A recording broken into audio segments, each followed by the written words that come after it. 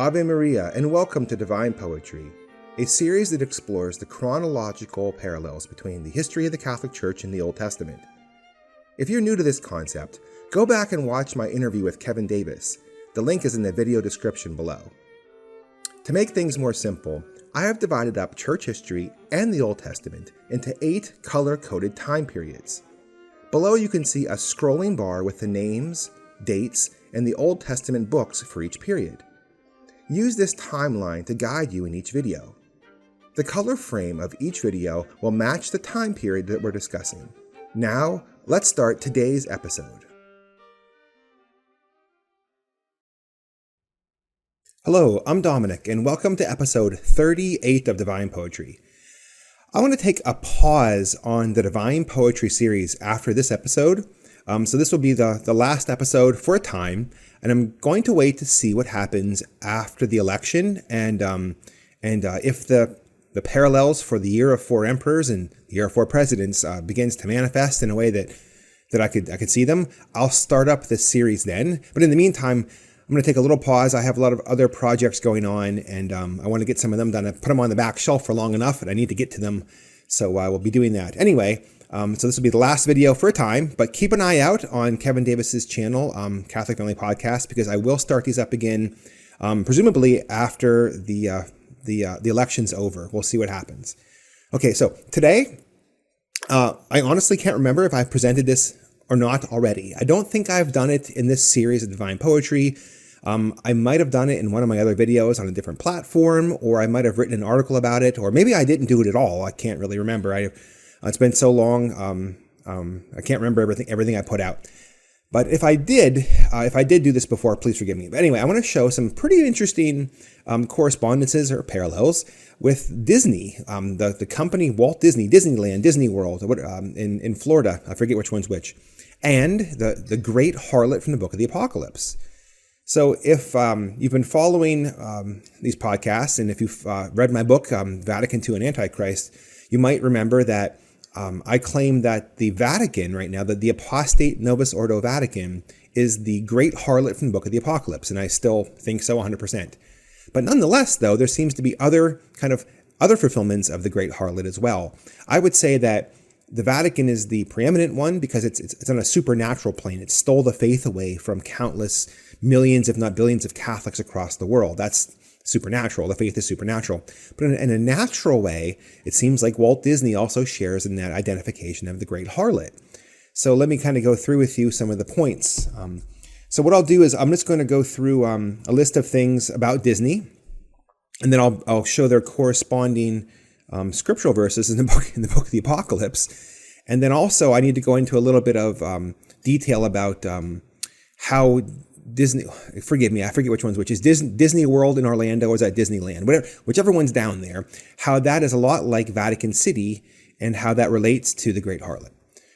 Okay, so let's start with the fact that Disney is called the magical kingdom, right? We've all known that from our childhoods. If you've ever watched any Disney movies, you always see that kingdom, that magical kingdom at the beginning of all their movies. Well, okay, so we know that in the Book of the Apocalypse. I'm gonna kind of cherry pick these verses about the Great Harlot. I don't have time to give all the context, but it's very easy for you to read the book, and you're probably familiar with these passages already.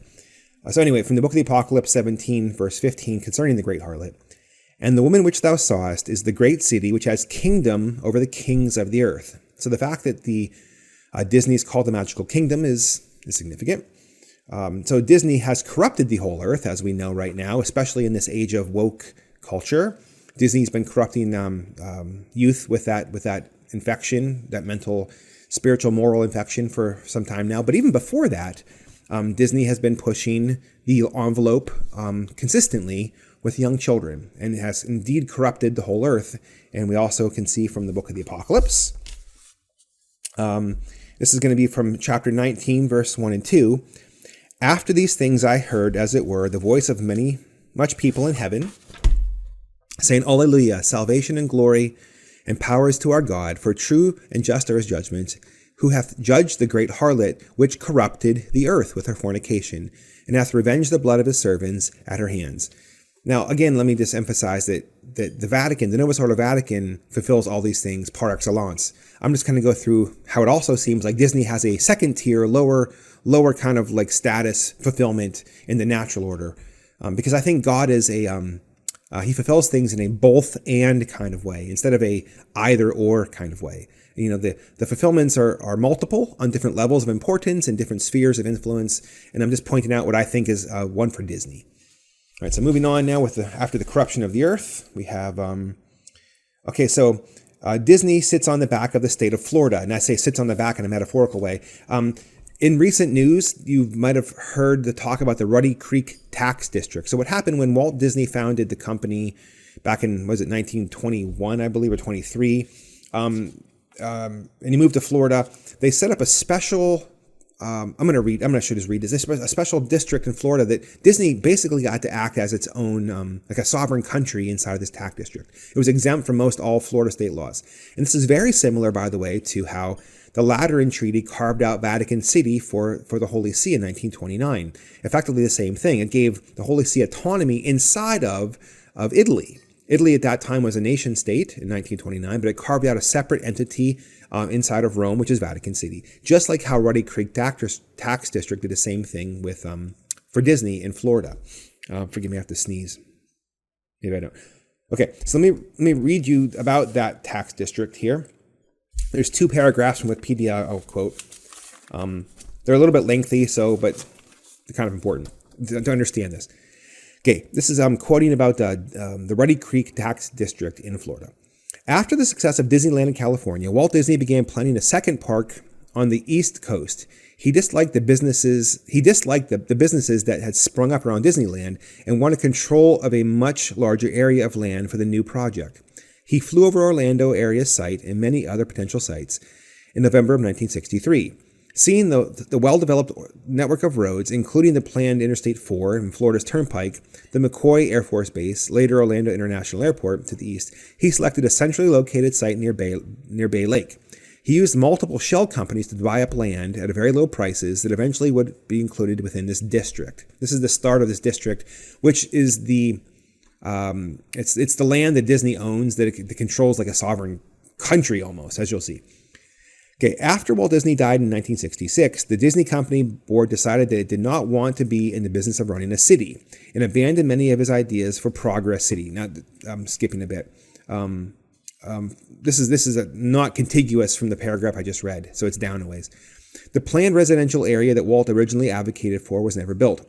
Richard Fogelson would later argue in his 2003 book, Married to the Mouse, Walt Disney World in Orlando, that the Disney Company abused its powers by remaining in complete control of the district, of the Ruddy Creek tax district.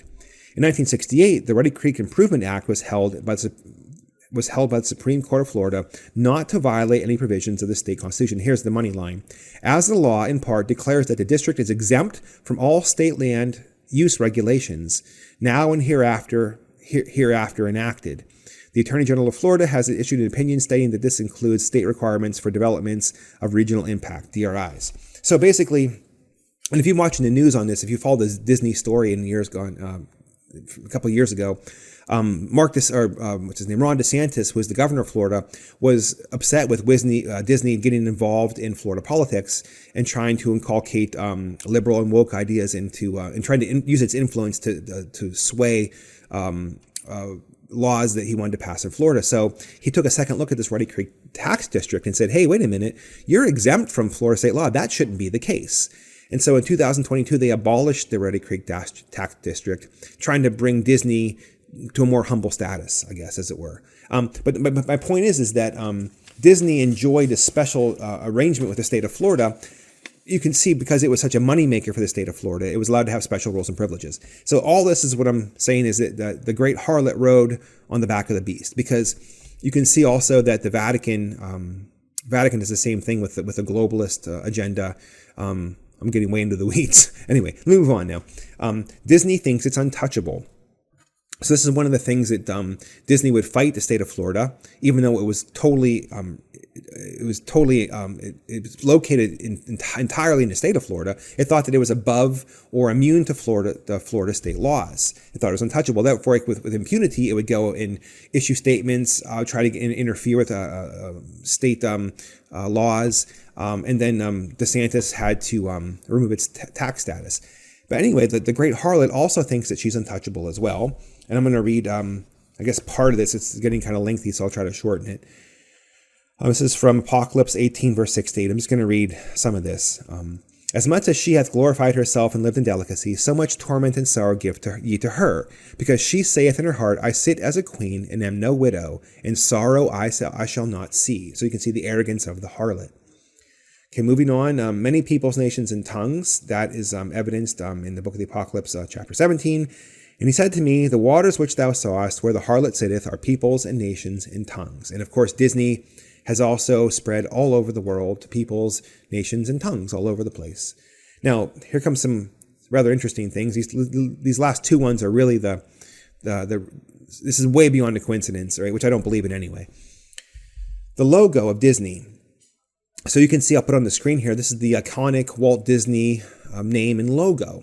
And you might have ever seen this before, but there are some people, conspiracy theorists, say that there are 3 6s in the logo. And I always thought that, well, yeah, but I mean, it's also curly letters, right? But then, considering all these other correspondences with the Great Harlot, of course, we know that, let me just find the right passage here. It's, chapter 13, verse 18. Here is wisdom. He that hath understanding, let him count the number of the beast, for it is the number of a man.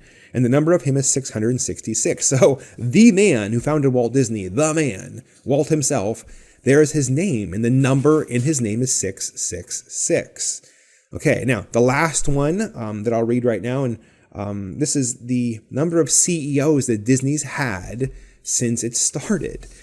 Now, Walt Disney, the man, the public relations man, he was not the CEO of Disney. He was the creative talent. He had the vision, but his brother Roy was the first CEO, and he was named CEO in 1929.